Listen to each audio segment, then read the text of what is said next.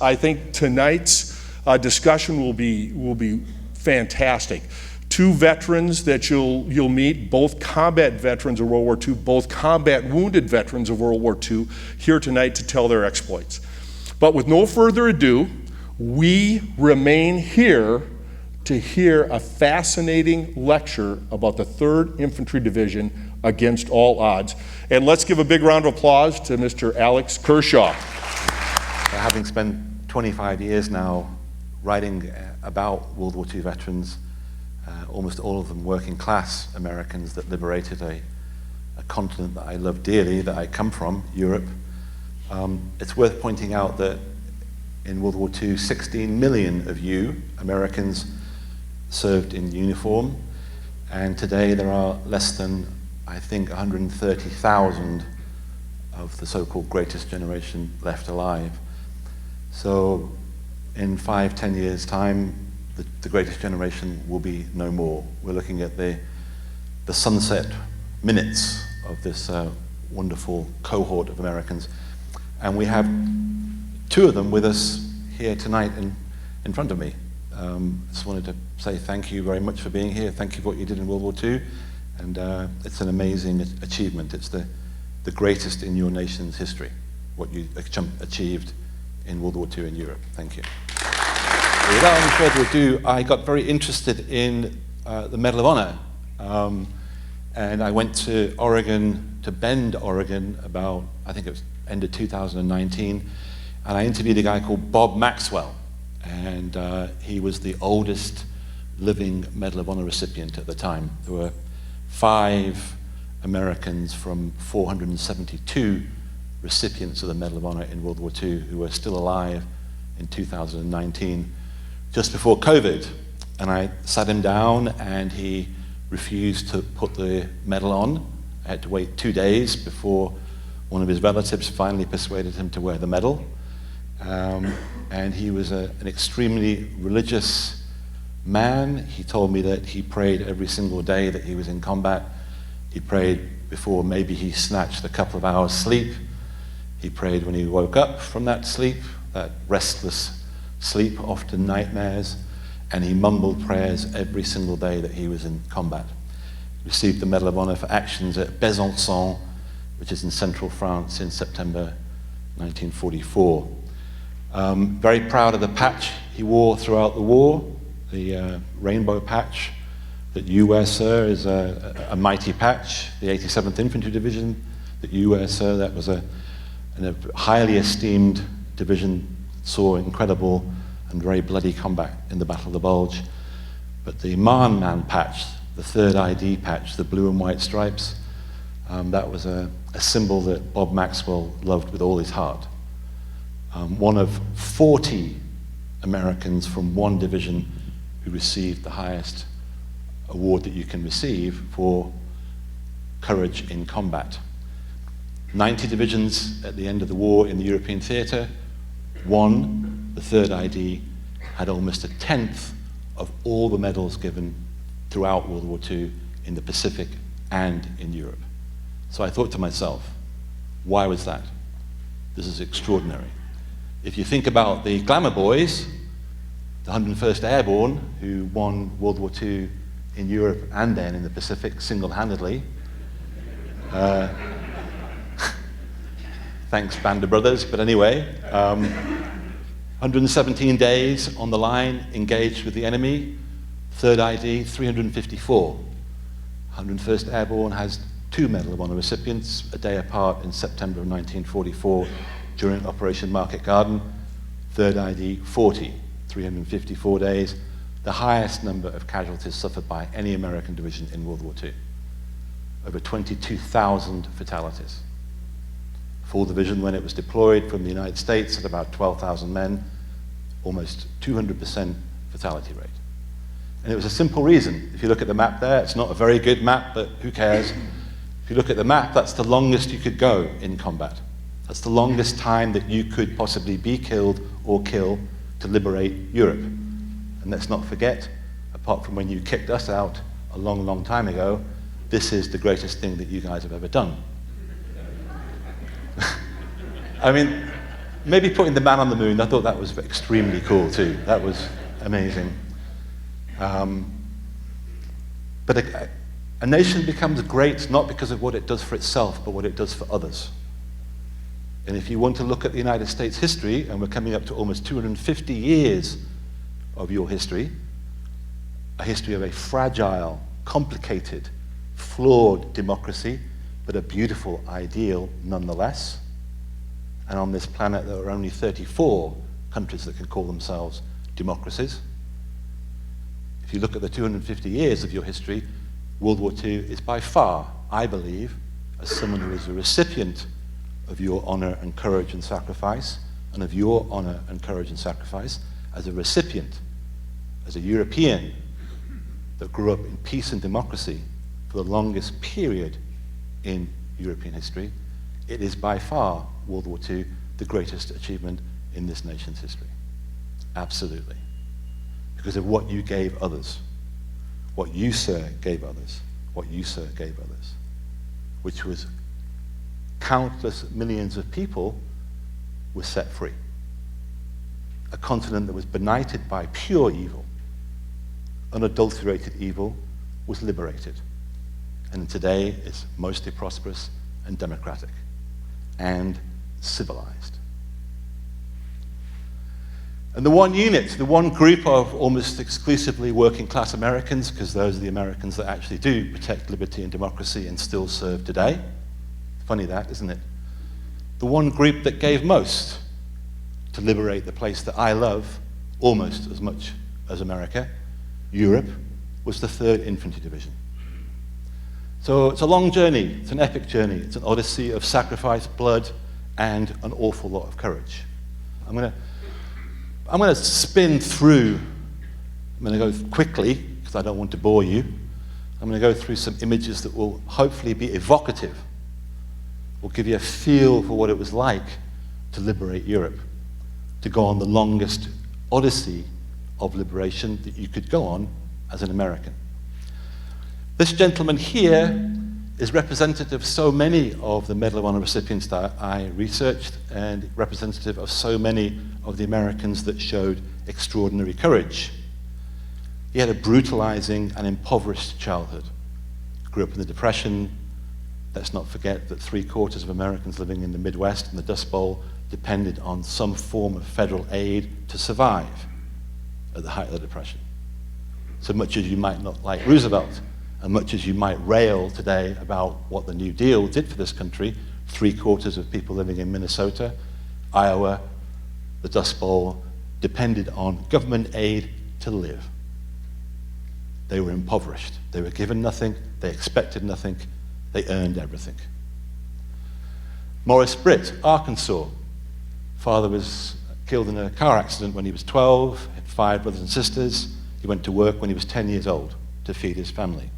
That's the case in 3 of the 4 characters that I'm going to talk about tonight. They became adults before they were even teenagers. Brilliant scholar, brilliant athlete, played for the Detroit Lions, was an NFL professional football player, and was drafted. He served in the ROTC in the 30s after Pearl Harbor, brought back into the Army, and he ended up in the 30th Infantry Regiment of the 3rd Infantry Division. First day of combat was the first day that any American could be killed in World War II in the European theater. 10th of November 1942, Operation Torch, invasion of North Africa. And here you have one of the finest combat commanders in your entire history, Lucien Truscott. A refined man, heavy drinker, smoked 2 packets of cigarettes a day, arrived in the European theater with a copy of War and Peace in his kit bag, literate, well-educated, sensitive, but brutal when it came to training his men. Third ID was one of the most well-trained, well-versed in the art of war of any American unit.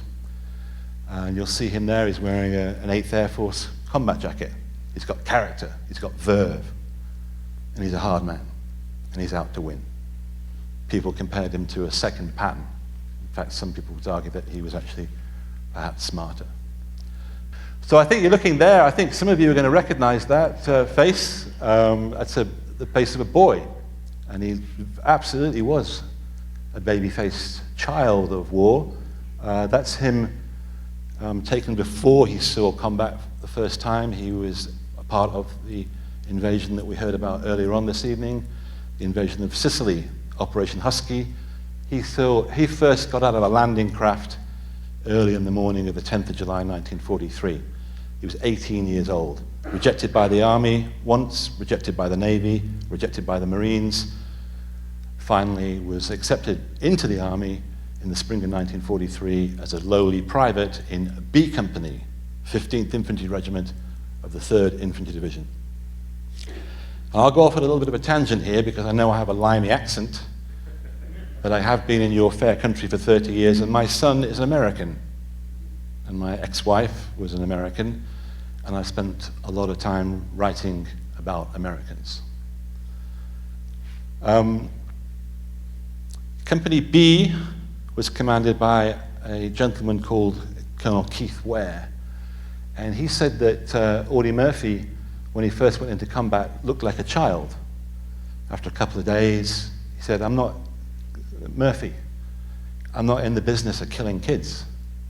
I'm not going to kill a kid under my command, B Company commander. You're coming out of the lines. Murphy ignored him, went on a couple of patrols, and Ware said to him, okay, if that's the way you want it, you can have all the combat you want. And by the way, you're now a corporal. The 9 brothers and sisters grew up in the cotton fields of Texas. His father abandoned the family when he was 12. His mother died when he was 16. He was a fantastic shot. And the reason why he was a fantastic shot is because he had to hunt and kill animals to feed his family. As with so many of these men, they knew necessity, they knew hardship, but they were also survivors from a very early age. The closest example, the best example, I should say, the best example of a predator leader.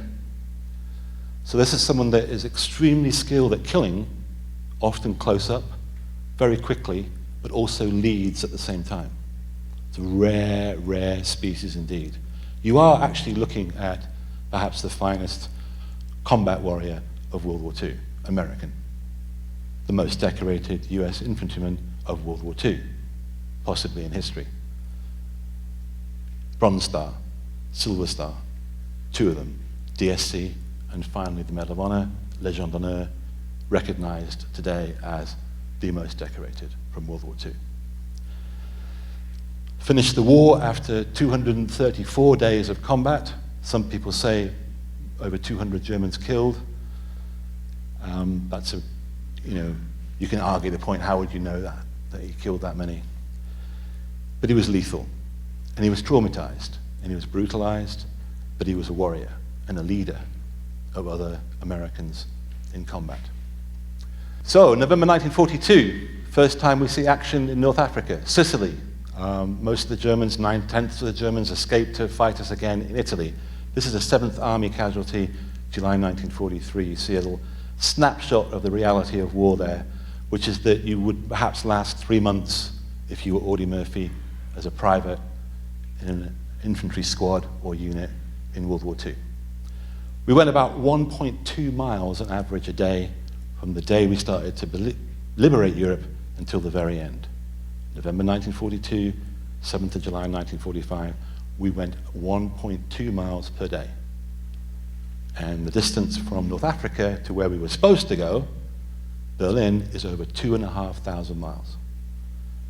Lots of rivers to cross, lots of villages to liberate, lots of towns to enter. And I've made that journey 2 or 3 times. I've stood where Murphy first came ashore in Sicily. 3 weeks ago, I was in the vineyard where he earned the DSC, and I've also stood where he earned the Medal of Honor. And it took me weeks and weeks to make the journey that it took them almost 2.5 years.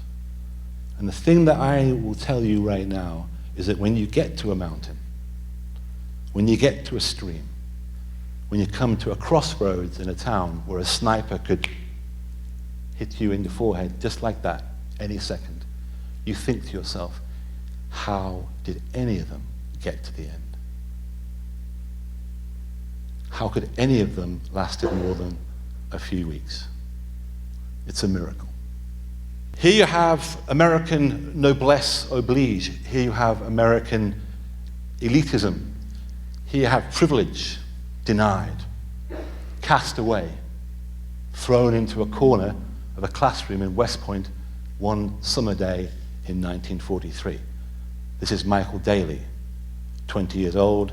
His father was a very highly esteemed, decorated, and prosperous World War I veteran, serving in the Pacific in 1942 and then 43. He's at West Point. He knows he's not going to graduate until 1945. I'm done with this. Picks up his books, throws them in the corner. I don't want to be an officer from this place. Hated the hazing at West Point. How could you go to West Point and hate hazing, you might add? Hated the regimentation. Why would you go to West Point and join the army if you didn't like regimentation? First air combat as a private. Omaha Beach, 1:30 p.m. on the 6th of June, 1944. Became a company commander in the 15th Infantry Regiment of the 3rd ID. That's his plebe photograph at West Point. And you'll notice that he's almost 6'4", a prime target, the kind of guy that stood out, that a sniper would go for first. So, North Africa, Sicily, and then September of 1943, we invade mainland Italy at Salerno. And it is a bloody disaster. We're not kicked back into the Mediterranean, but we are deeply humiliated by the Germans. We don't land enough men in enough landing craft. And therein is the story of the European Mediterranean campaign. You got the Japanese to beat in the Pacific, but you've decided as a nation, or rather your top politicians and military personnel have decided that you finish off Hitler first, and then you deal with Tojo. So Berlin first, and then Tokyo. Where do you get the landing craft, the men to do that? In two theaters, thousands and thousands of miles apart from each other and away from home here. What you need is an awful lot of landing craft and a lot of cannon fodder, a lot of young Americans who are going to give their lives, over 400,000 by the time the nightmare is finally over. Not enough landing craft in North Africa, just about enough in Sicily, nowhere near enough in Salerno. In September of 1943, we get ashore, 36th Infantry Division is almost massacred, the 3rd ID suffers high casualties, and then you begin a long, bloody march up the center of Italy. If you look at a map of Italy, it's one mountain after another, one mountain range after another. Almost 10 days ago, I was at the top of one mountain. I'll show you a picture soon. And when you get to the top of the mountain, 6,000 feet, you look ahead and there's another mountain. Can you imagine being an American having to go from one mountain to the next, to the next, to the next? And some days you'll lose an entire company. You'll lose all your best friends just to get to that next mountaintop that doesn't even have a name. 130,000 Americans became casualties in the forgotten campaign, the Italian campaign. 130,000 that most people have forgotten about. 8 days ago, I was at Anzio graveyard. There are 7,700 Americans buried in that one graveyard in Italy. And I was there on a beautiful October Saturday morning, and I was alone, apart from 30 people in my travel group. Point being, 7,700 Americans unvisited, forgotten. Let's go back to the NFL, Detroit Lions player, Morris Britt. He's a company commander, C Company of the 30th Infantry Division, and these are images taken from, this is a scrapbook that he owned, he kept, and this shows you some of the conditions that they fought in as they climbed up that bloody, jagged spine of Italy. And in November 1943, he got to a mountain called Mount Rotundo. It's in central Italy. It's not far from Naples. And when I was there recently, I looked at it and I thought, my goodness, that's a high mountain. bare, it's rock, and it's not much else. It's right on the far left over here. And I was at San Pietro. You have Monte Cassino in the distance here. This is central Italy. This is some of the toughest fighting of World War II. Truscott wrote to a friend back in the United States in the early November of 1943. And he said, "My heart bleeds because they've broken my boys." 3rd Infantry Division set a record in Sicily for the fastest continuous march, covering almost 100 miles in 48 hours. They set a second record in the fall of 1943 for the longest time in continuous combat of any American division in World War II. It's almost 90 days of continuous fighting up that mountain range. Decimated. Broken in spirit, perhaps, but not certainly, but definitely decimated. In early November 1943, Maurice Britt found himself as a company commander with just 30, maybe 40 men. We don't know exactly. Full strength, as the two gentlemen know here, of an infantry company in World War II was supposed to be around 200 men. Very rarely did you ever have that actually happen, apart from an amphibious invasion. So you have 30 men, and you're a company commander, and you're 20 years old. And he's been in combat since November 1942 in North Africa, Sicily, all the way up through Italy. A German counterattack is repulsed by him and his men, and then the Germans attack yet again on the top of Mount Rotundo over here. I looked at his Medal of Honor citation, and it reads like something out of a comic book. Like this is something out of a movie. And then listed the number of weapons that he used to try and push back the Germans as they tried to take the top of Mount Rotundo. The Garand, the Thompson. He apparently threw 32 hand grenades. Later on, he said, "How the hell do they know that I threw 32 hand grenades? They weren't there." He was described as a one-man army in the press when he finally received the Medal of Honor. And he really felt very angry about that comment. He said that everybody that served knows there's no such thing as a one-man army. I had 30 guys with me. We all fought together. I was their leader.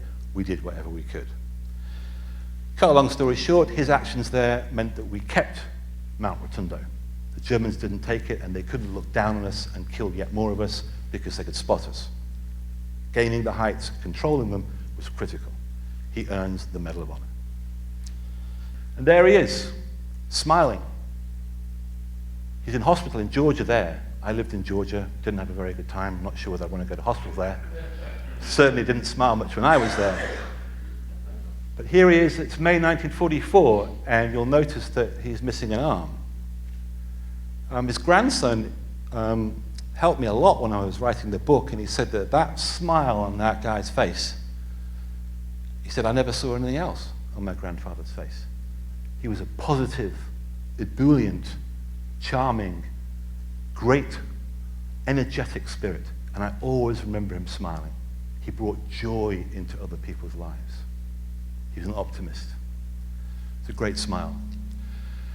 So the question is, where did the arm go?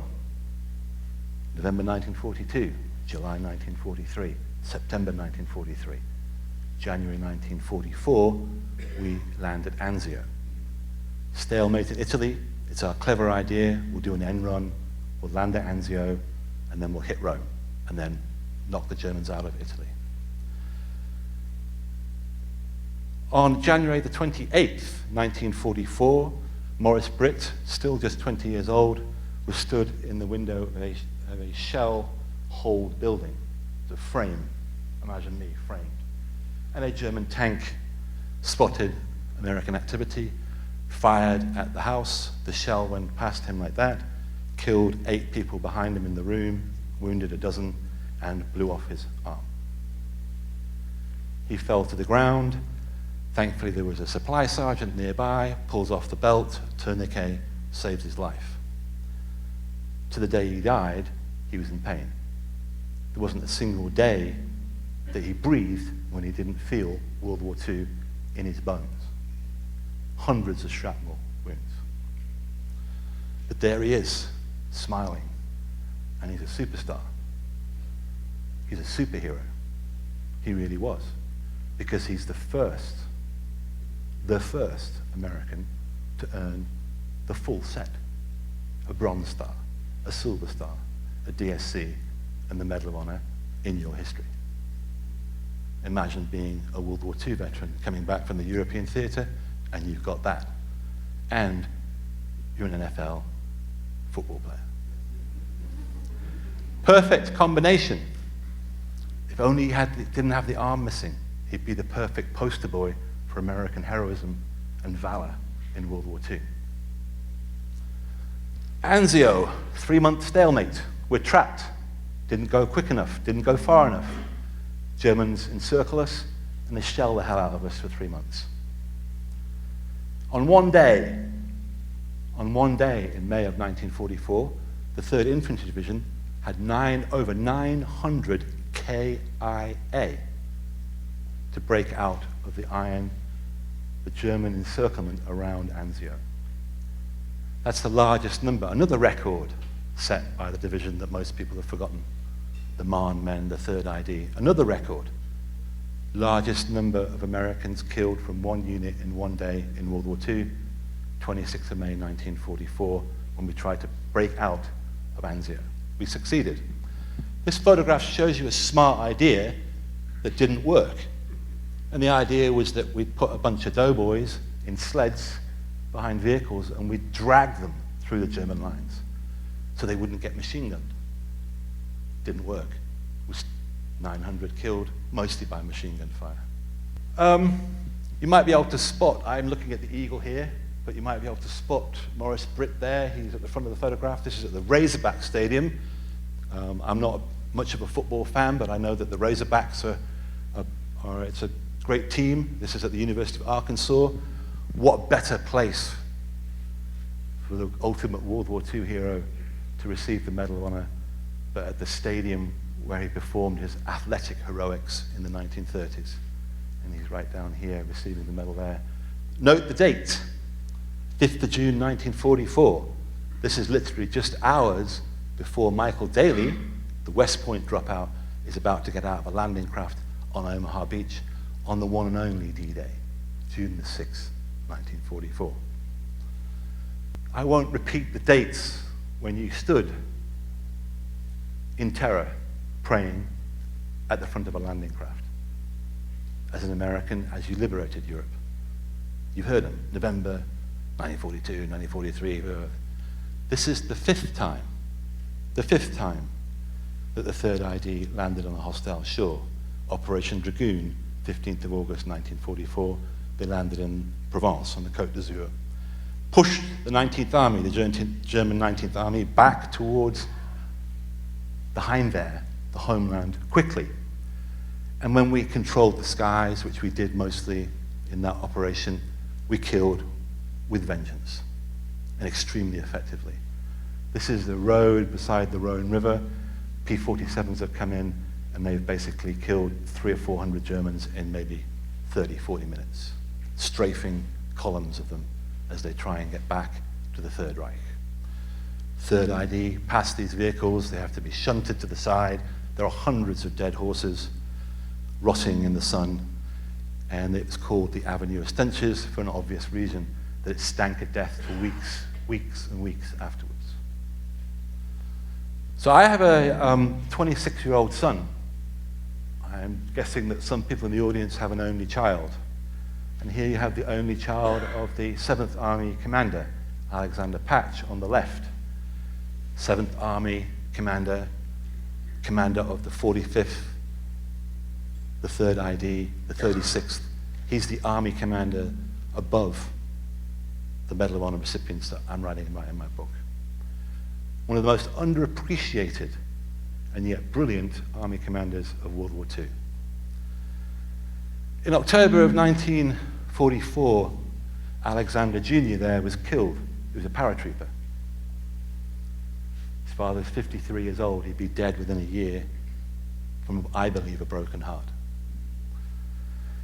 I read the letters that he wrote back to his wife back in Virginia. And in one letter he says, Alexander's been wounded.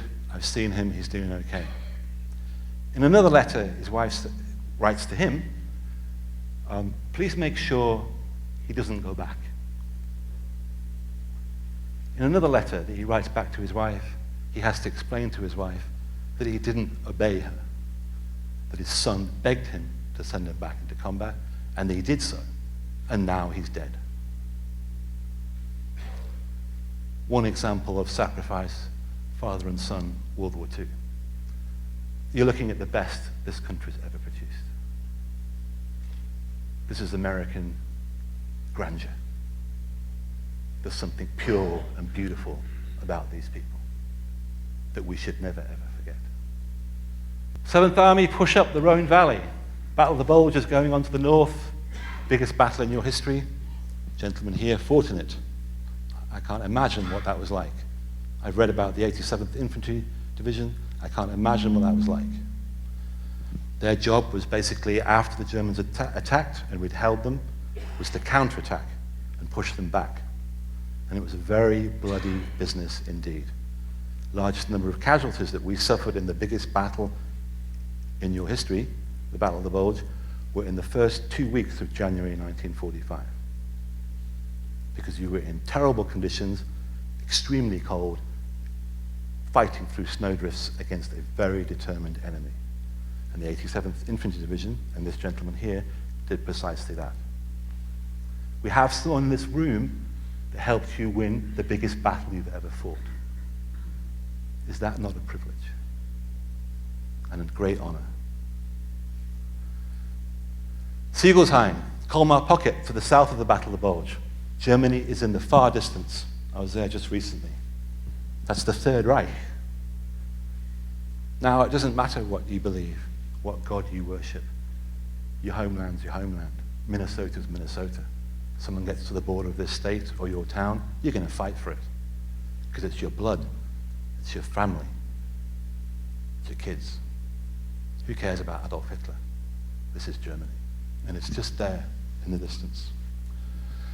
On the 26th of December 1944, a gentleman called Keith Ware, Audie Murphy's company commander in Sicily, B company commander in Sicily, being promoted to a battalion commander, a lieutenant colonel, takes a BAR, the weapon that this gentleman here used in World War II. A heavy weapon. He's a battalion commander. His men, B company, is pinned down on a hill called Hill 351, which the Germans called Bloody Hill. They're pinned down, they're about to be massacred by the SS, the Schutzstaffel.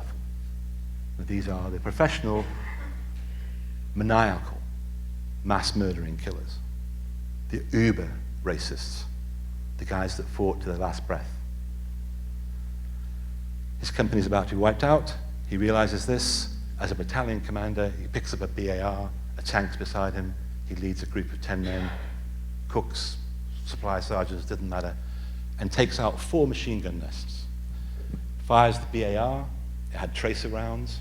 This gentleman here probably fired the BAR with tracer rounds. The tracers allow you to see where you're firing. A tank fires towards the tracers where they hit, and Lieutenant Colonel Keith Ware took out 4 machine gun nests and killed maybe 30 Germans and saved an entire infantry company, B company, that he'd commanded in Sicily, that Audie Murphy belonged to throughout World War II. For those actions, he received the Medal of Honor. One of 14 Americans from that one regiment, the 15th Infantry Regiment, to receive the Medal of Honor in World War II. And that's 7 times more than the glamour boys in the 101st Airborne. So we'll carry on quickly. I want to speed up. I don't want to take all night. That's Holzfear, a month later. The spot that I just showed you in Siegelsheim, I drove that in a bus a month ago, and it took us 20 minutes. But it took Americans in early 1945 almost a month to do what I did in 20 minutes in a slow bus. This is towards the end of the Battle of the Colmar Pocket. That's a tank destroyer. And what's amazing about this evening is that I can mention the BAR, and we have a gentleman here that fired it. And I can mention a tank destroyer, and we have a gentleman here who was in one. In these conditions, at exactly this time of the year, on that date, I'm thinking, probably. Now, the thing you have to understand about a tank destroyer is that it's not got any protection. It's supposed to move as quickly as possible. It's got a very good gun, and you push it to the front lines to try and take out enemy tanks. But because it's trying to take out an enemy tank, guess what the enemy are aiming at? Guess what they want to do? They want to destroy that, because that's the only weapon on the battlefield that is going to take out a Tiger or any German tank. They were far superior to ours. Audie Murphy, on the 26th of January 1945, is promoted from a sergeant to a second lieutenant, and he's promoted to B Company commander. And the reason why he was promoted that very morning is because every single other officer in B Company was killed.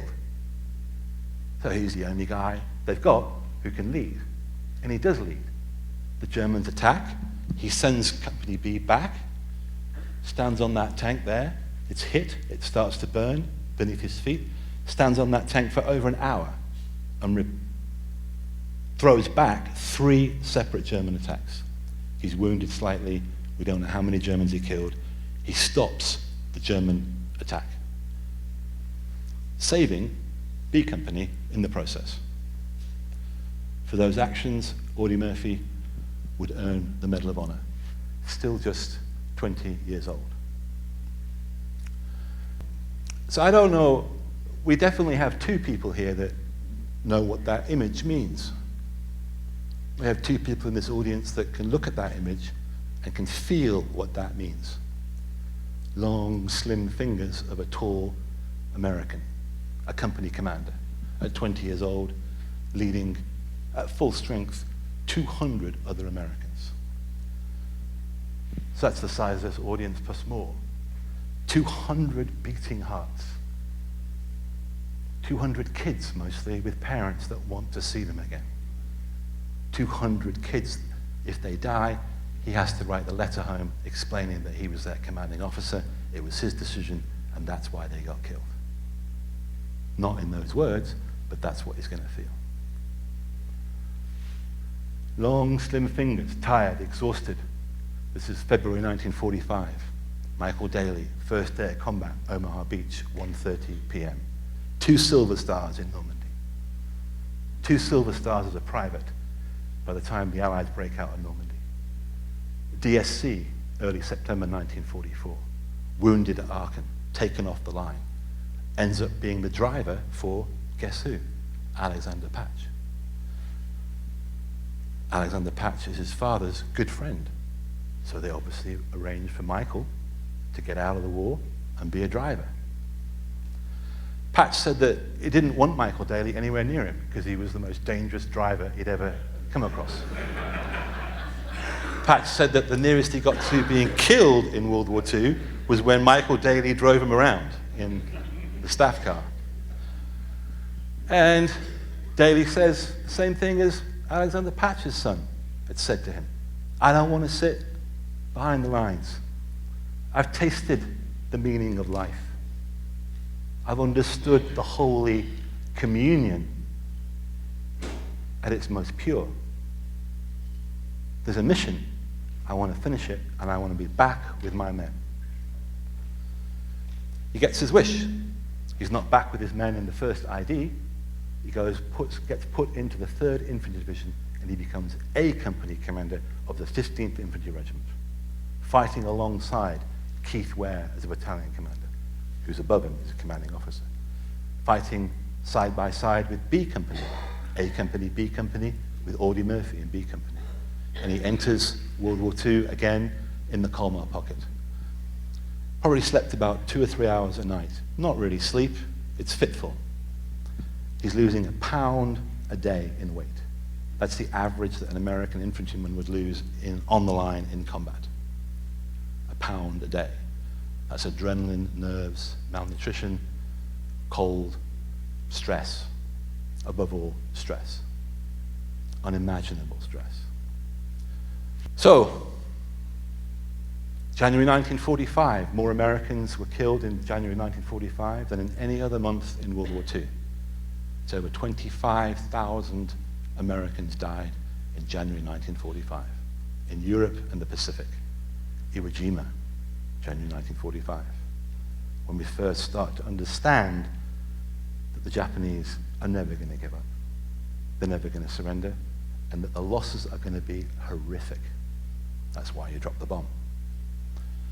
And in Europe, we finally, in the spring of 1945, break across the Rhine, 9th of March 1945, first Americans across the Rhine, the last natural barrier. And now we're rolling for the first time with real speed, real momentum towards the bitter end. And that's one of Hitler's few estimable, admirable inventions, the Autobahn. And that's a tank attached to the 3rd Infantry Division, rolling at maybe 20 miles an hour, deep into Nazi Germany. So, I was talking to someone earlier on, a German-born gentleman, who remembers, he told me just as I came into the room that he remembers, oh, I think I'm getting close to Nazi Germany. I have to go and find my BAR. A gentleman earlier on said to me that one of his earliest memories of seeing you guys, Americans, in World War II as a German was after they'd brought out the tablecloths and the white sheets and they hung them from every window they could find, and that was them giving up. Because we decided that if he didn't give up, we told them, a village, a town, if you don't surrender, if we don't see the white sheets by this time, on the dot, we'll flatten you. And we did. That's what we did to Nuremberg. Us British, we hit it in 1940, early in the war, and we kept hitting it. The Americans by day, us by night, because it's Nuremberg. It's the birthplace of Nazism. By this time, there are obviously over, I say obviously, just to remind you, because it seems like this is missing from the education program in this state, I would remind you that by this time, over 6 million European Jews are dead. I would remind you that 9/10 of the Jews of Poland have been exterminated in the most efficient, sophisticated mass murder in human history. I would also stress, without going on too long, that in the summer of 1944, over 500,000 Hungarian Jews were killed in less than 6 weeks at Auschwitz. That's you and you, 2 human beings, every single second. So we talk lightly. We throw out cliches about the greatest generation, about World War II. It makes us feel great. It should do. But we forget what it was about. It was about stopping genocide, about stopping mass murder, about liberating people from death, from evil. Every day that this gentleman was held up, every day that this gentleman was slowed down, was another day that millions and millions and millions of enslaved Europeans had to wait for life, for freedom, for hope. The 29th of April, 1945, this gentleman's division here, the Rainbow Division, liberated the first concentration camp in Nazi Germany, Dachau. That we have an American with us tonight that is part of a division that liberated the most notorious concentration camp in Nazi Germany. Wow. Over 30,000 inmates from 50 nationalities. The largest single group were Polish, the second largest in Dachau, when your division, sir, entered that hellhole, were Catholic priests, 2,500 of them. Doesn't matter, Jehovah's Witness, Jewish, gay, social democrat, liberal, trade unionist, Mason, doesn't matter. If they didn't like you, they worked you slowly to death, and then they killed you. Nuremberg, 17th of April, 1945. We are just about 2 weeks from the end of the war. And the question that people asked, I'm thinking the question that the two soldiers with us tonight asked, perhaps too. But the question that everybody asked in a uniform that could get killed was, why do they keep fighting? Why? And it was because of a maniacal belief in Adolf Hitler and complete terror. Anybody that opposed Hitler was executed or killed. Anybody in the Wehrmacht hung by a fishhook. Complete dictatorial terror control of an entire society that committed enormous crimes against humanity.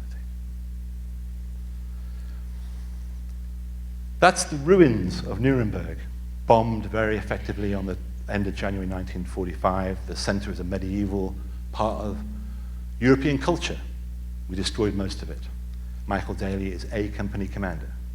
He enters the outskirts with the 3rd ID on the 17th of April, 1945. There's heavy SS resistance. Some of his men are wounded. 2 of them are killed. The next day, he gets towards the center of the city, and there's a park, a public park, full of refuse, ruins, and the SS are holding up there. And on the 18th of April, he told his platoon sergeants, you stay here. He told his scouts, you stay behind me. I'm going to do this. His rationale was very simple, very simple. That he didn't care whether he lived or died. He was somewhere between life and heaven. But he had one job, and that was to keep as many of these young Americans under his command alive as he possibly could, so close to the end of the war. The door is ajar.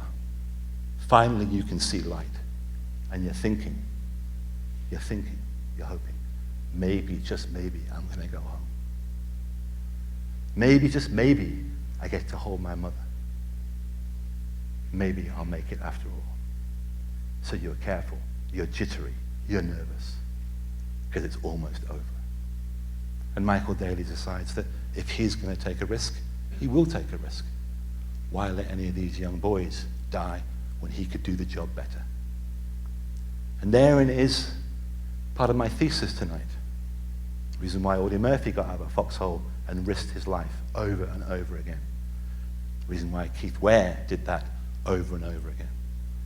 The reason why Michael Daly did it over and over again. The reason why many of those men who received the Medal of Honor, those 472, did it, was to save others' lives. Because someone had to do the difficult job. Someone had to put their life on the line to get it done, to destroy the enemy.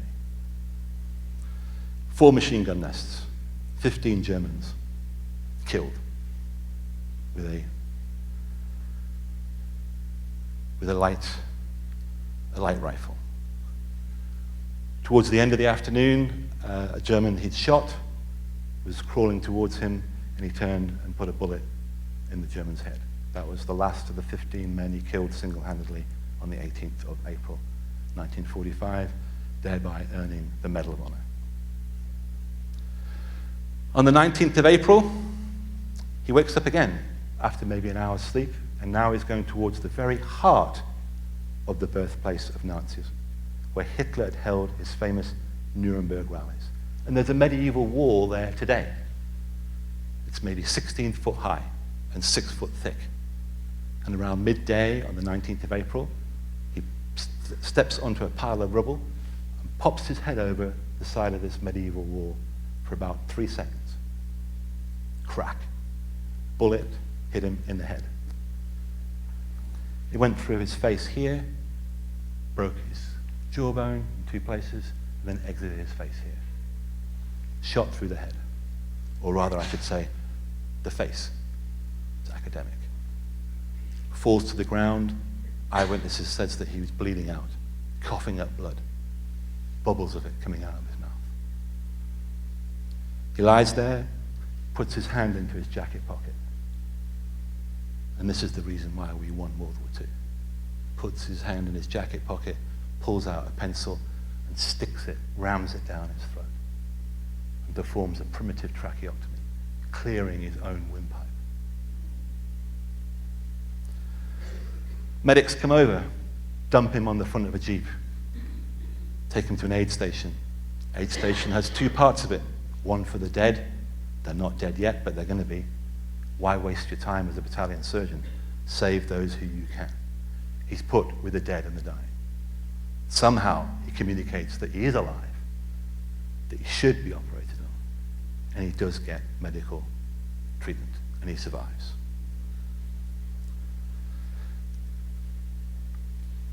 After he was given last rites.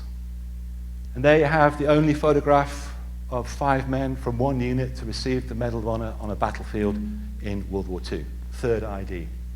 And if you go 2 yards to this far left over here, by the dude with the sunglasses on, the super dude, because that's Lieutenant Colonel Keith Ware. And he is literally 2 yards from where Adolf Hitler stood at the podium at the Nuremberg rallies, ranting and raving at 200,000 about to be mass murderers. A symbolic place indeed to have 5 men from one unit, the only time in World War II, receive the Medal of Honor from Alexander Patch, who is still mourning his own son. Now the gentleman with the sunglasses, Mr. Ware over there, in 1942 worked at a catalog company in California. He's a pen pusher, sat at a desk, bored. He's the only man. He's the only American in your entire history to go from a draftee to a general officer. Think about that. Only one in your entire history. Drafted that ends up as a general. 23rd of April, Nuremberg has just been liberated. And in the newsreels, you see a giant swastika being blown up just above them at the back of that stadium. We used so much TNT that pieces of that swastika hit a chaplain 200 yards away and wounded him. We made absolutely sure that we destroyed the symbol of Nazism above the parade ground where Nazism was born. He's still a boy. He's a kid. It's the 15th of June, 1945, near Salzburg, where we ended up, all the way from Casablanca to the foothills of the Alps in Austria. And there's Audi, taken off the line in March of 1945, after he'd actually formally been notified that he was going to receive the Medal of Honor. Why waste the guy's life? This guy's a movie star. Now, really, we have the perfect poster child for heroism. He's not got an arm missing. 15th of June, 1945, he's just received the Medal of Honor from Alexander Patch. He's still just 20 years old. Over 200 days in combat. From Sicily all the way to the dark heart of Nazi Germany.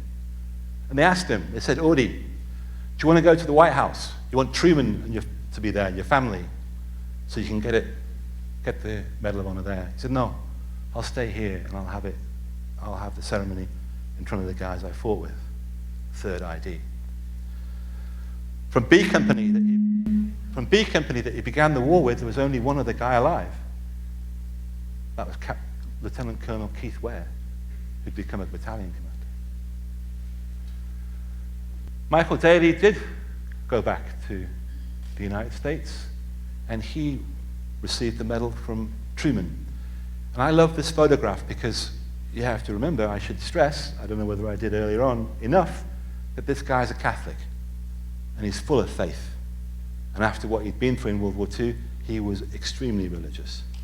As every single veteran that I've interviewed from World War II, if they were devout in World War II, they were very devout when they came home, and they never stopped being devout.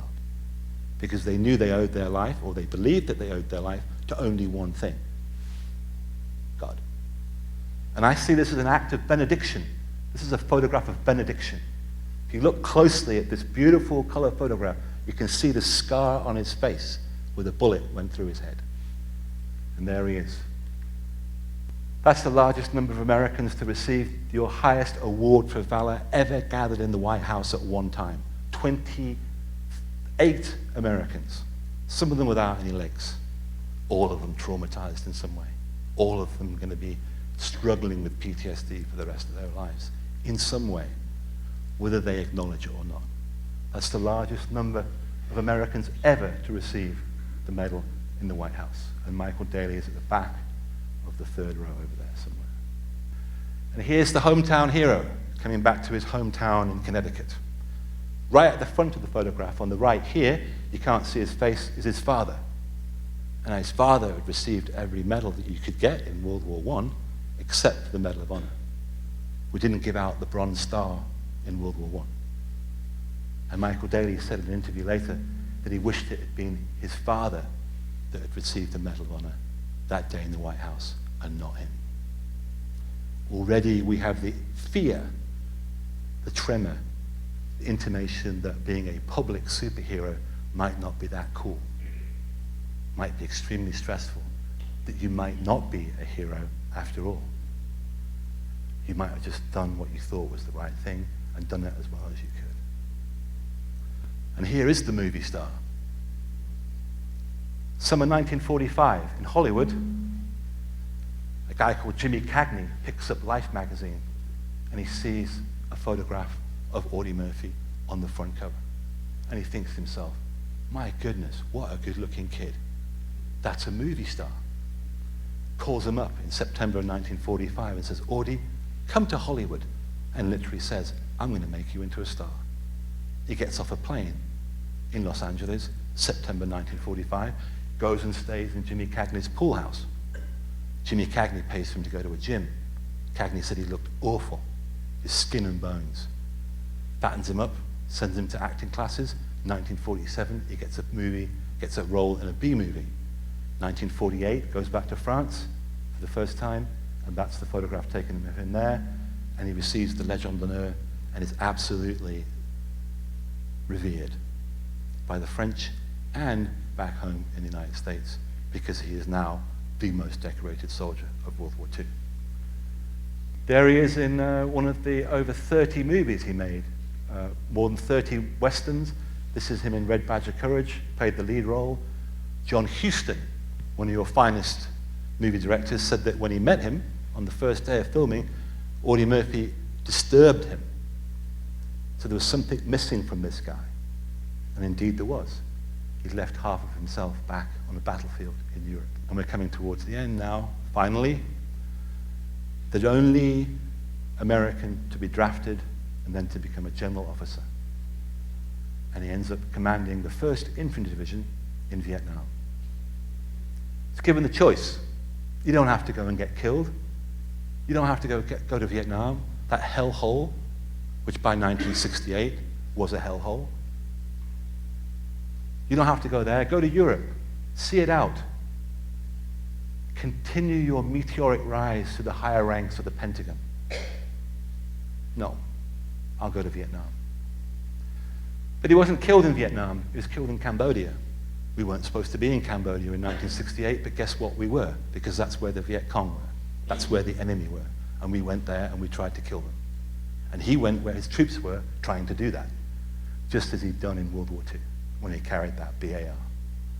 And his helicopter was shot down and he was killed. 13th of September 1968. There's Audie, massive gambler, not an alcoholic, didn't beat his wife, didn't beat his kids, didn't commit suicide, didn't end up homeless as a drunk, like so many of the greatest generation actually did. But he was a gambler, a big gambler. He was looking for the buzz that he had in combat, but he could never find again. And throwing money at horses gave him something almost like that. Killed in a plane accident near Roanoke in Virginia. And ironically, the plane's colors were blue and white, the same as the Marlin Man patch that he wore on his shoulder. Morris Britt, 26th of November 1995, came back, became a successful businessman, ran as a politician, became lieutenant governor of Arkansas, was an advisor to Clinton. Obviously, Clinton came from Arkansas. When he died of complications from his wounds in World War II. So why he was admitted to hospital was for another reason, but actually, when he was operated on, it was the complications from his wounds in World War II that actually ended up killing him. World War II got him in the end. Final photograph, I think. There's Michael Daly. I interviewed his daughter several times, and I have a great deal of admiration and respect for this man that you're looking at here. And I'm going to wrap up now. I'm sorry I've taken your time. After the war, he did drink, got in a couple of fights, couldn't find a meaning in life. And he said, I never could find the sense of purpose, the sense of pride and unity that I felt as an American anywhere else in my life apart from World War II. The greatest honor of my life, the greatest privilege I could imagine was to lead 200 young Americans in our mission, which was to liberate and set free and defeat evil. That was the greatest honor of my life. And every single guy I led believed in their country and their mission and in each other. And they came from all over this country. Finally, he did find a purpose. He became a fundraiser for a local hospital for veterans. And in World War II, there were many times when young men died near him, sometimes even in his own arms. And he didn't have time then to grieve. Didn't have time to weep or mourn the young men that had died for him, carrying out his orders. But later in life, he stood and sat beside the bedside of veterans in their last moments. And he went to their funerals, and he comforted their families.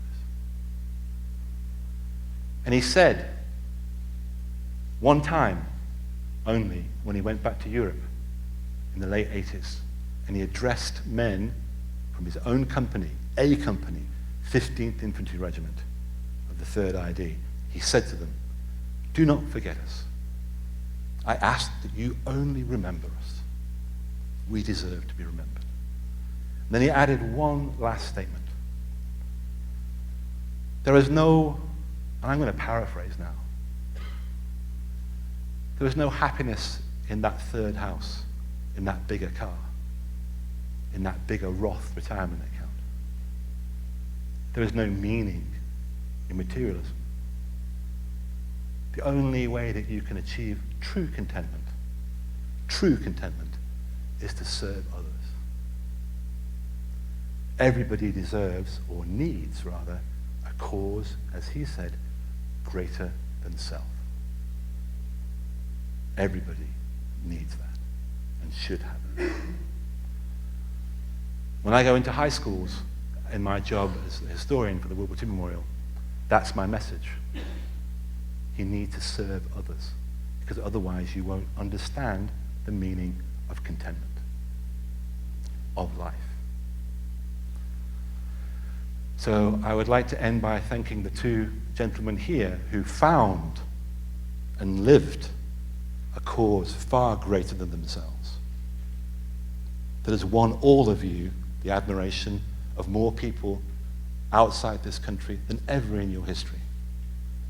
In 1945, when these two gentlemen came home, America was by far the most powerful country on the planet, controlled 2/3 of global trade. And in every opinion poll that was taken around the world, America was never more admired and has never been more admired than in 1945. The moral power that underpins your great nation was bought by their heroism and sacrifice and the men that I've told you about tonight.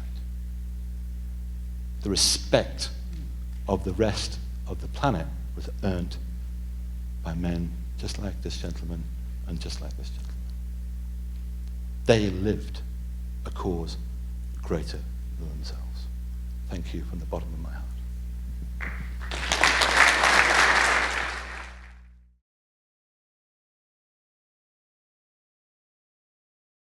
The first of our two veterans is Private First Class Ed Albrecht. Ed, I'll have to say, you look great in this uniform. I would not be able to look as good in my uniform when I retired. Luckily, it's a little bit spandex, and I know where a tub of Crisco is, so I can fit right back into it.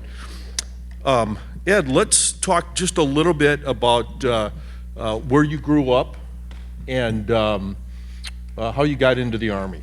Well, I grew up in Robbinsdale, Minnesota, and I graduated from Robbinsdale High School in 1943.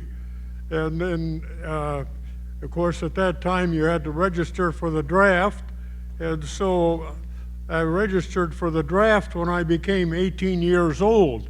And that was in March, but I got deferred until I graduated from school, and then I was called, and I was inducted into the Army on July 15th of 1943.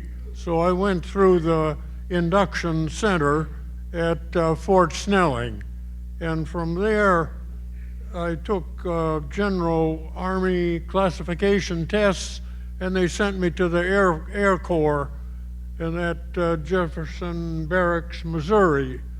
And I could have went to meteorology school at the Air Corps, but I applied for Army Specialized Training Program, which was training doctors and engineers. So I applied to that program and was accepted to that.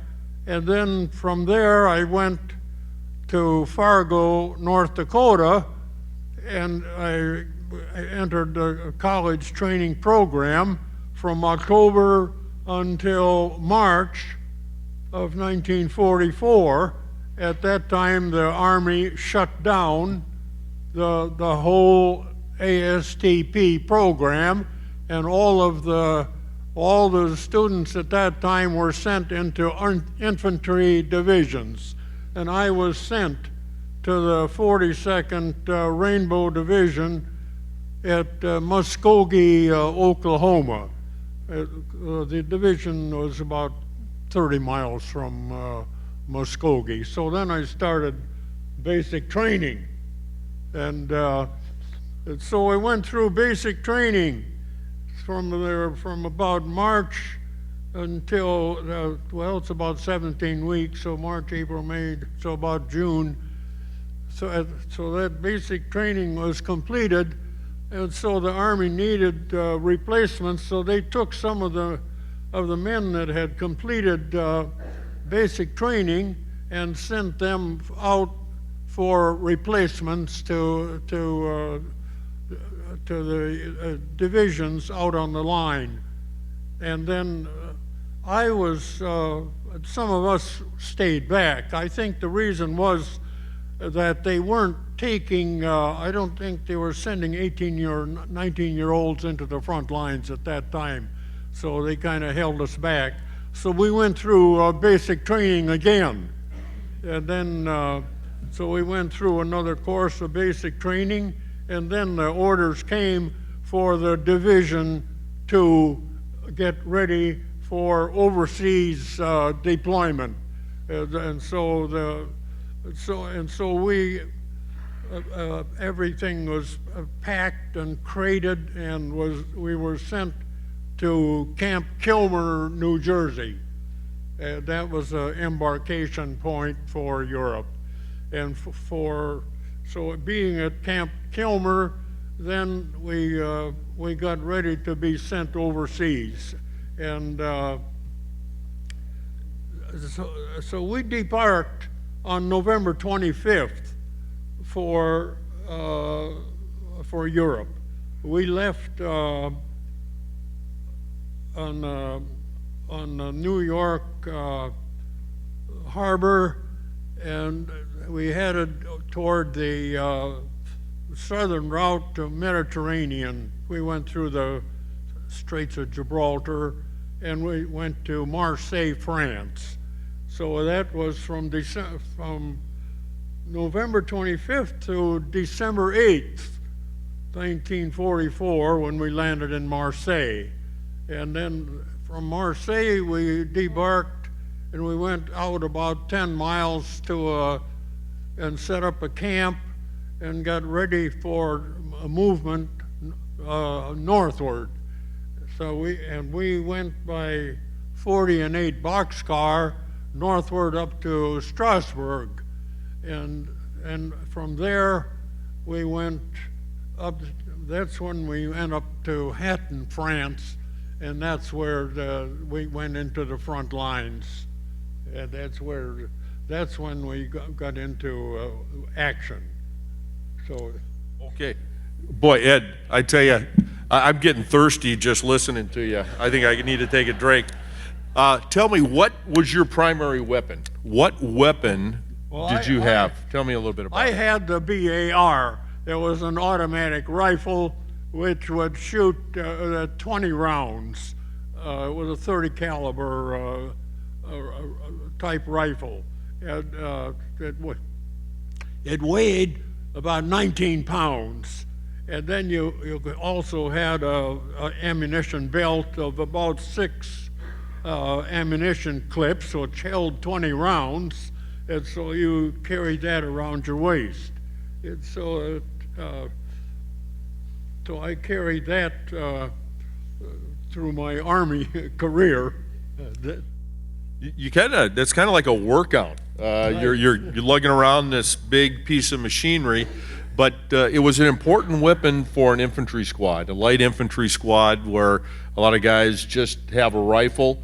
Maybe there's a couple of pistols and a bunch of hand grenades, but the BAR, that was like about 50% of the firepower in an infantry squad. It was, and you're pretty important. It was the basic firepower unit of the Army.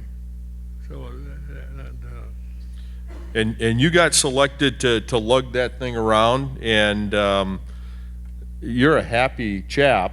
Did you ever get bit by it? Like, got your fingers or thumb or? No. Okay. No, I didn't. Good. I'm glad to hear that. So where we left off is you've moved up into France, Hatton, France. Your unit is getting close. It's have you heard about the Battle of the Bulge farther north in the Ardennes? Well, yeah, we heard about it, but we never got much news as to what was going on. And so.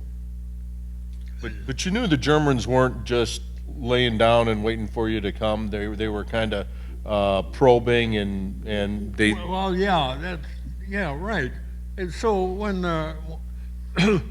the German attack kind of phased out, then they started probing in the south, and then they attacked into our area, and it was called the Operation, I think, Northwind. Nordwind, yeah, that's correct. Yeah, that's when the battle started at Hatton, France, and that's where we were.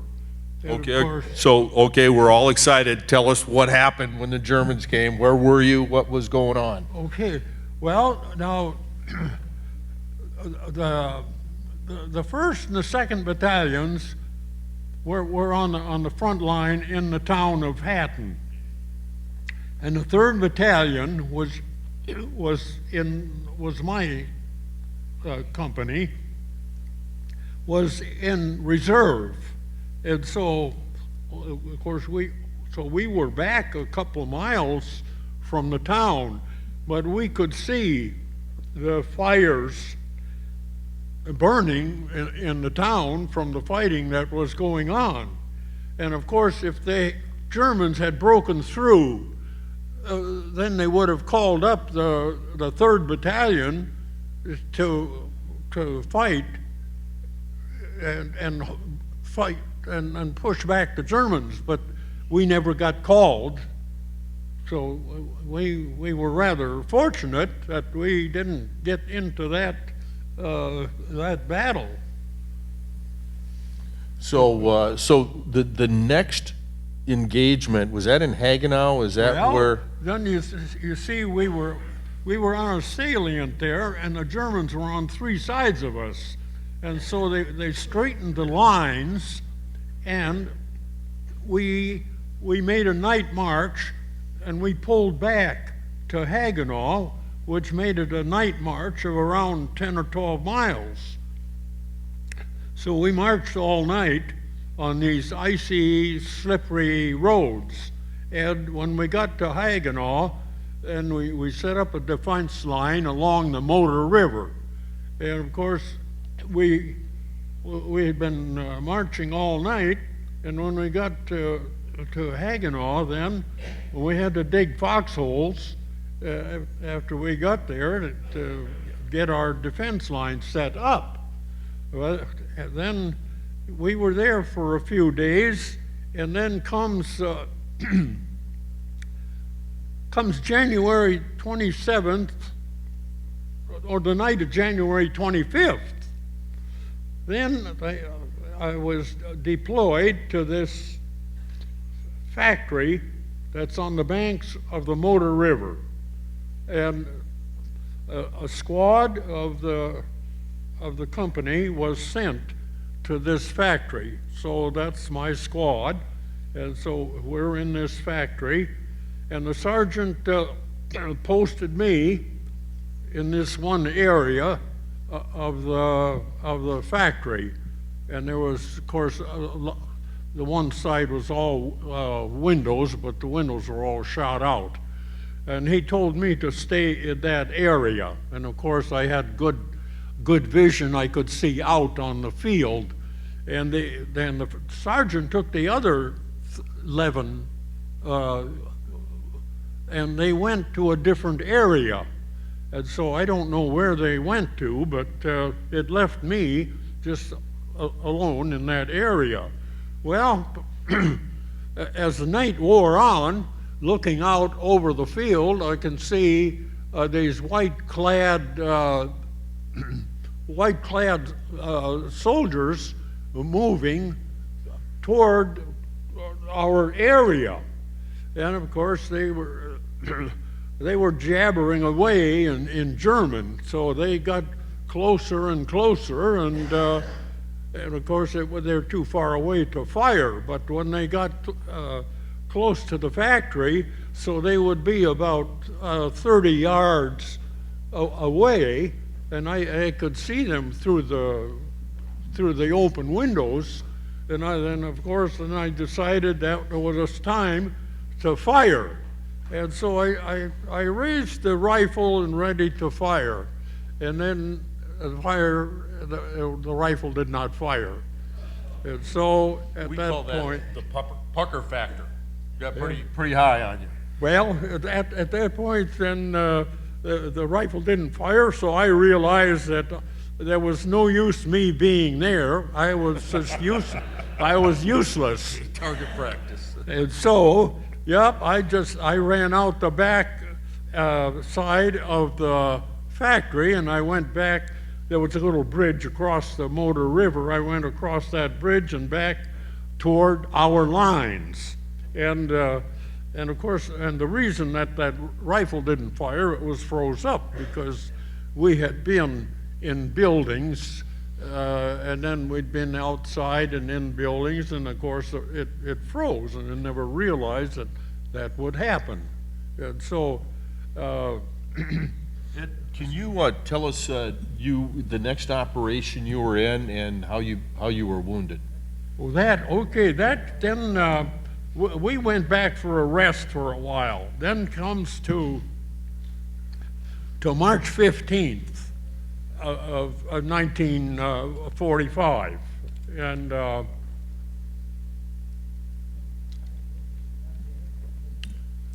we moved up toward the line of departure, and so it was early morning, just about getting daybreak, and when we're ready to make our movement. So there's a German, or there's a barrage on the German lines. And of course we could see the artillery exploding on the German area there. Well, then that barrage stopped, and then we started to move forward.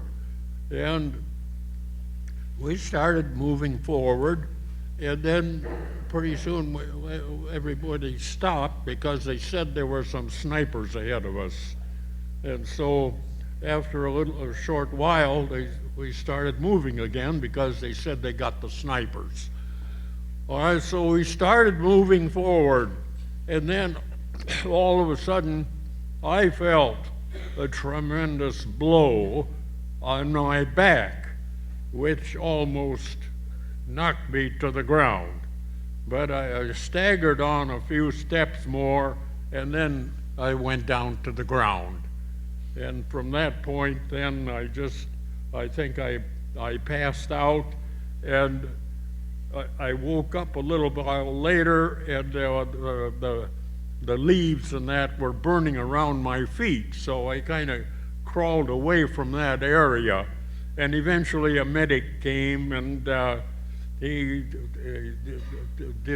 attended to me, whatever medics do, and then eventually I got sent back to a field hospital. And that ended your combat portion of World War II. You recovered and then did some POW guarding. Well, yeah, after I recovered, and I was sent back to the States, and then eventually, they reassigned me, and I got sent to a POW camp in Hatch, New Mexico. And so I was guarding German prisoners, and these prisoners were from the North African campaign. And so that, well, it wasn't too bad a duty. It was duty, but Yeah, it's Army duty. And who's with you here tonight? well, my daughter's down here. That she takes pretty good care of me, and my other daughter's in the audience there someplace. Okay, there she is in the back. Okay, so Oh, Linda yeah. and Diane, thanks for bringing your dad tonight. And we're going to move over to Maury, and then if we get any questions, Ed, we'll come back to you. Right.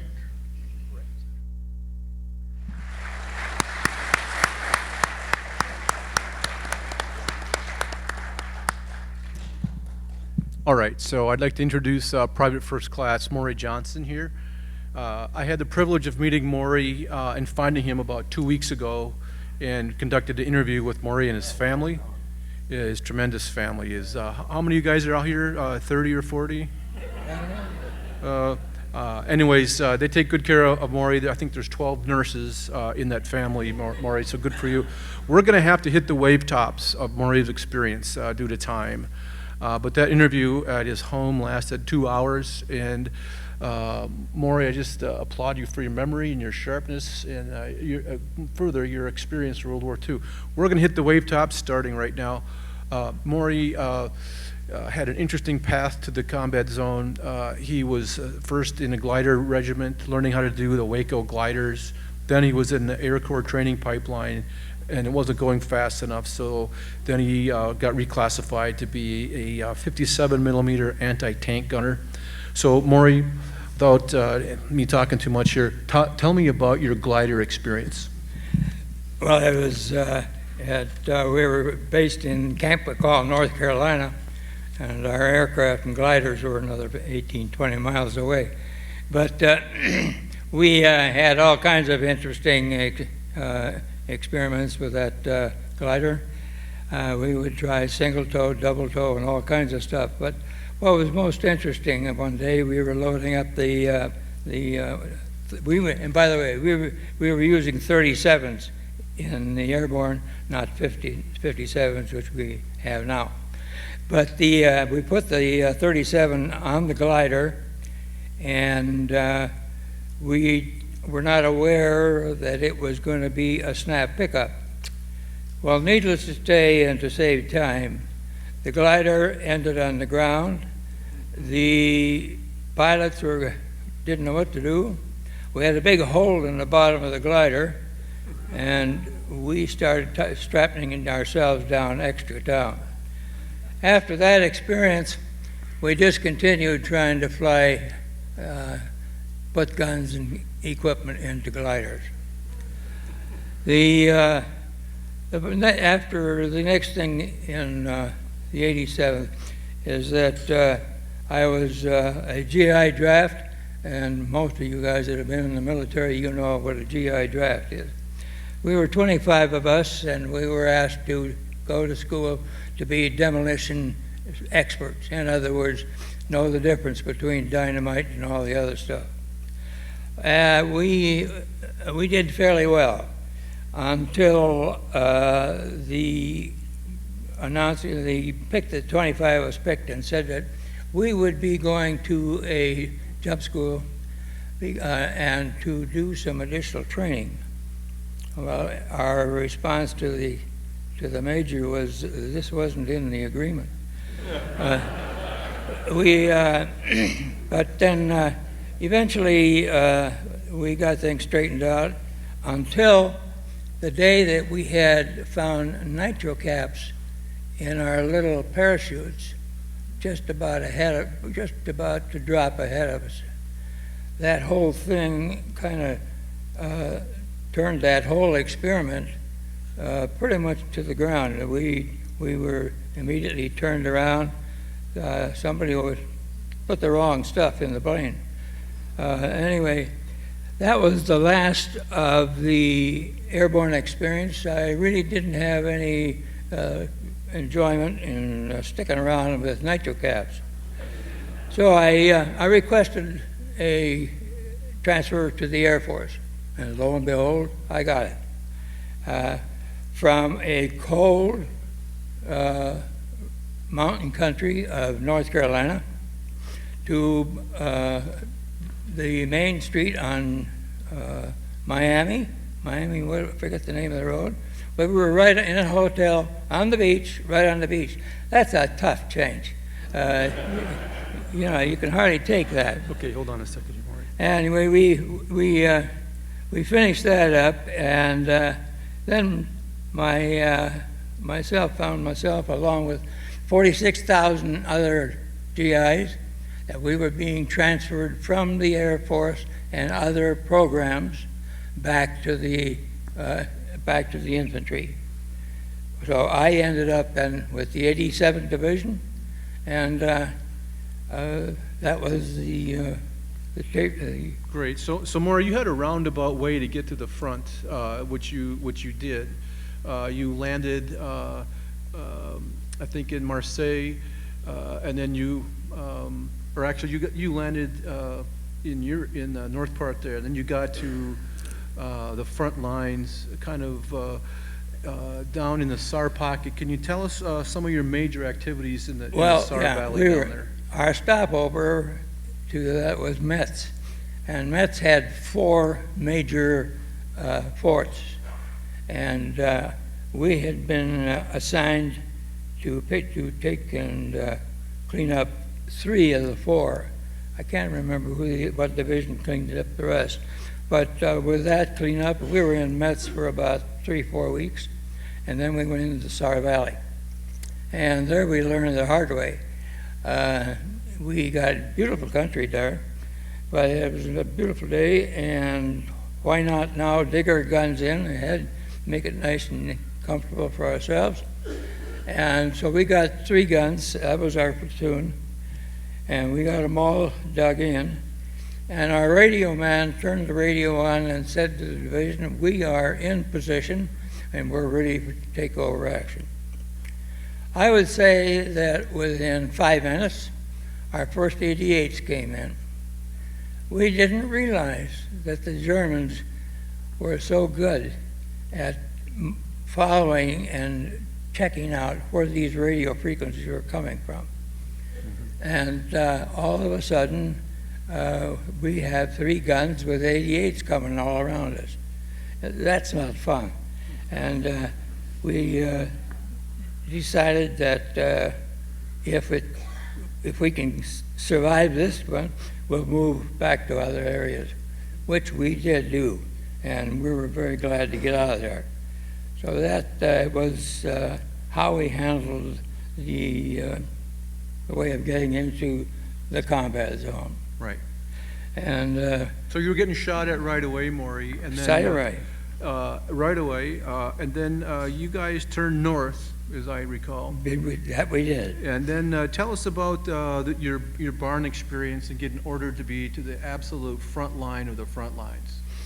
Well, we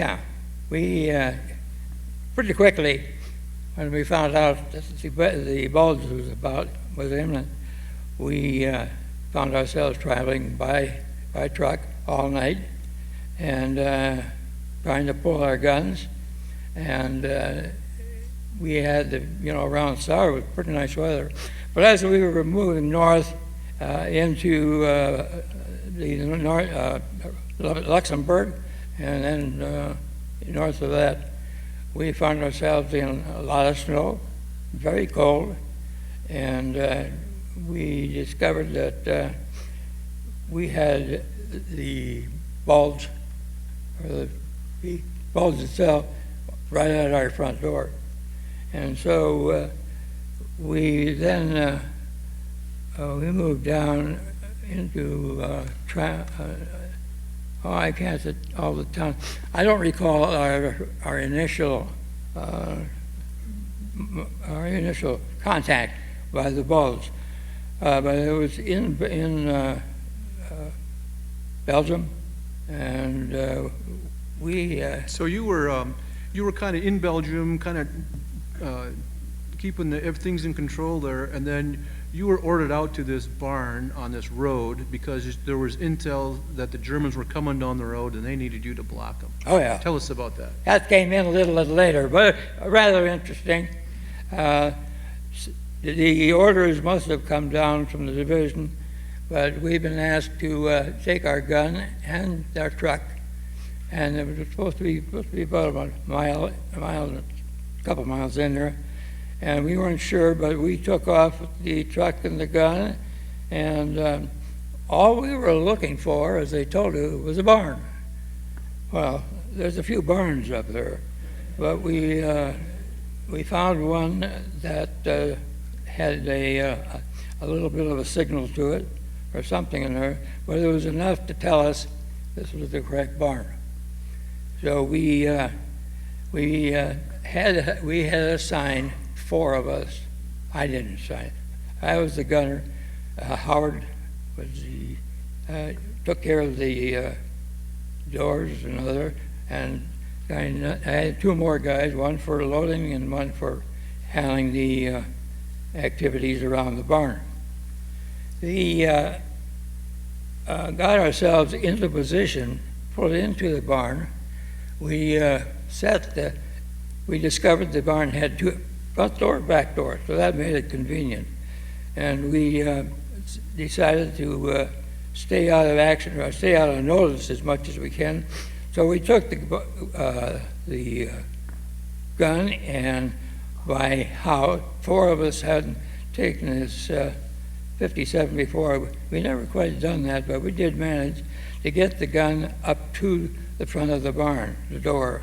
I told the guy to stop right here, and we were about 15, 20 feet from the door, which gave him time, and Howard... Maury, tell us about when you first heard this engine sound outside and the clanking of tracks. And oh, that was... tell us about that part. Okay, it was same time. But all of a sudden, and again, here was a mark. I knew the marks inside and out. So I told Howard, open the door when you hear that the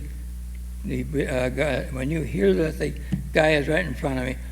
Open the door, and Nardone. I mean, it's all I had loaded. I had preloaded, but they had other guns there ready.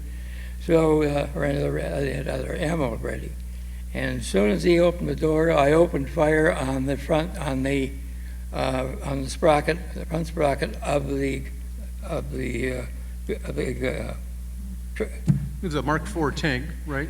Yeah, it's there. You have your drive sprocket, and then all your little wheels down the road is what keeps the machine on the ground, and not rolling around in trouble. But anyway, as soon as it got out there in front of me, I put 2 armor-piercing rounds into the front drive broker, and that immediately stopped the mark. I then had, we didn't sure what it was going, but I put an HE into the side of the tank, and that kind of made sure that we didn't have anybody coming out. And once we had the gun in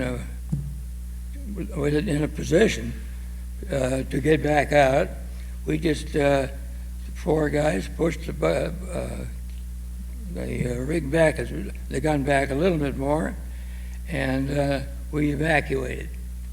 And well, I'm missing the one that's kind of. Howard saw this second vehicle, 1/4 of a mile down, when he went out and looked. And he says, "There's something back there," and he says, "It looks like a German command car with personnel on." Well, I said, "We can't go then. We can't leave now." And so we waited about a half an hour, and pretty soon this vehicle pulled up I'd say within 100 yards of the track. And I didn't have to worry about that. Howard took care of that. And he had the right kind of hardware for it. Awesome. So Maury, as we got some time constraints here, I want to jump to your last story for tonight. Maury was injured by the impact of a 120 millimeter mortar round. He was grievously injured. He had a lower back shrapnel and some lung shrapnel that he has right here that was taken out. 2 on the spine and 1 in the lung. Maury was, they thought he wasn't going to make it. They put him on a Jeep. They got him out of there. He went to a field hospital, and they tried to stabilize him there, but knew he needed help in the U.S. They got him on a fast liner across the ocean. Maury was... Well, they put him on an airplane to England. Right. So now he's in England on a ship to get back to the U.S. Now, He can't operate his legs because of his shrapnel wounds. He's with a buddy. They're in the middle of the Atlantic Ocean, surrounded by 6 destroyer escorts, and they hear depth charges, and he and his buddy get out of their beds, climb up 2 decks on a Navy ship, and find themselves on the main deck of this ship.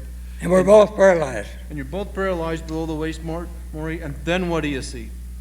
Oh, he up there, and I finally get to a wooden deck on a boat. I thought, what are we? And we had been listening to all of this explosion below water, expecting these things to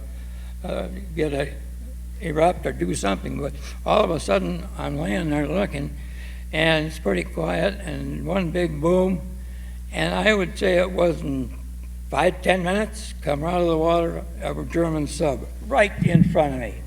I don't think he was 400 yards in front of me, and here he comes right out. I couldn't believe it. And I told this young man who was with me from South Dakota, I says, "You guys, am I dreaming?" And he says, "I can't believe it." And he says, so we we lay there trying to be quiet, because the minute we were caught, we were in trouble. And we did lay there for another 15 minutes or so, and up comes the second sub, right behind it. Oh, this is really interesting. So we tried to duck ourselves back into the boat a little bit, and away back into there, so we wouldn't get caught. Well, it didn't work. We had laid there for about 20 minutes, and I won't use the language that they used, but between the orderlies, the choruses, the doctors, and who else, you would think that we were going to blow the ship up. But it went fine.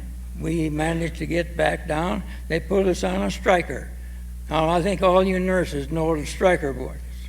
If you don't, it's not comfortable. Don't ask for it. And they strap you down to that, and then 2 levels down to the bottom of the boat. Great. Great story, Maury. Thank you so much.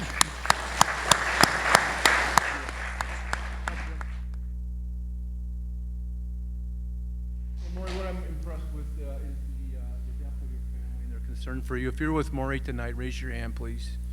These are the folks that are taking care of Maury. Thanks for coming, guys.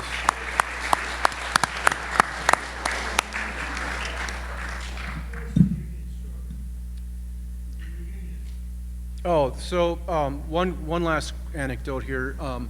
Maury was grievously wounded, and his 10-man platoon last saw him on a stretcher full of blood, not moving because he was paralyzed, on top of a Jeep and heading out. So his friends in the division were having, years go by, were having reunions, and Maury didn't know about it because they didn't know that he was alive. In 1996, Maury attended his first 87th Infantry Division reunion, and they couldn't believe it. And he had made it after all. Tough guy. You a tough guy. Well done. Okay, Mark. Okay. You know, listen, some of you will agree with me, some may not. But there's a guy upstairs here that has done most of it for me. Amen. He took me off the ground, laying there paralyzed. It was cold, and I wasn't very comfortable. But I said, Lord, if this is going to be it, do it now. He says, do whatever you can to keep me going. He did. Amen. Okay, we can take 1 or 2 questions for either the veterans or our author. So raise your hand and be recognized, and Doug will bring a microphone to you. Anybody on that side? Anybody in the middle? Okay, right there. We got a volunteer. Coming down here. Coming down. Please tell us who you want, or the question's directed to. Direct this to Ed. You mentioned that you took a boxcar from the Mediterranean coast in France. That was the boxcars could carry 20 men or 5 horses. Did you guys have horses? Okay, what's the... He was asking about the 8x4 box car. Oh, the 8x40. Oh, the 40 and 8. Yep. Well, there was a French boxcar, and it held 40 men or 8 horses. So they were... Did you have any horses in your unit? No, there were no horses in my, But my they act, unit. maybe they act or aided like 8 horses, maybe. Just... Good question. Okay, anybody else on this side? Okay, we got them on the other side. You got to pass it down. Pass it down. It's a hot hand grenade. Get it down to them quickly. Hi, I know that apparently Ed is approaching 99, but how old is Maury? How old are you, Maury? How old am I? Yes. Well, on the 15th of November, I'll be 99. Wow, that's incredible.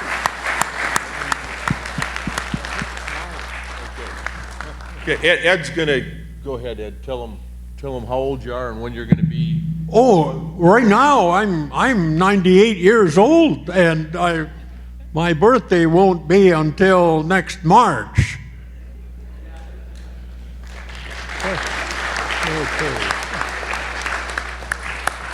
Okay. Any questions for the author? Oh, Ed, what did you do for a career?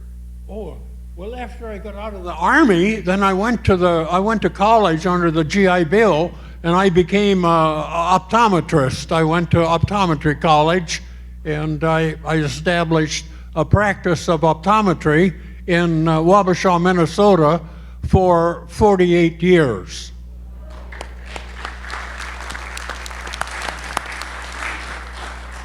I was an architect.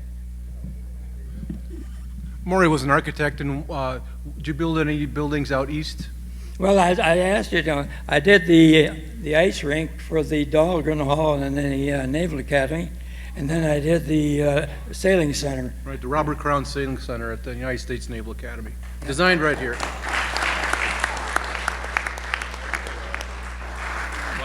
Last question. Give you an example of what can We don't need a come question. through lands like this. Is that, I had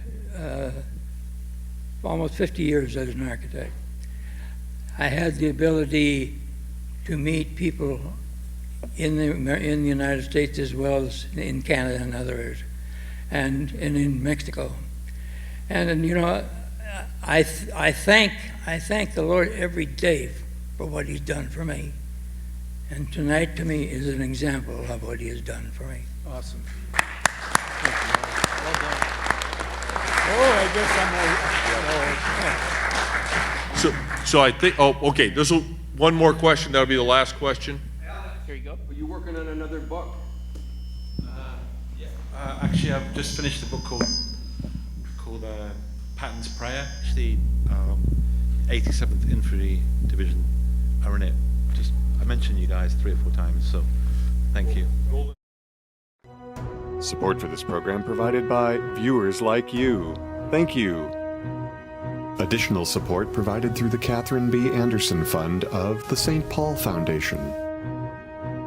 Upcoming roundtable topics can be found at www.mn-ww2roundtable.org. Production services provided by Barrows Productions.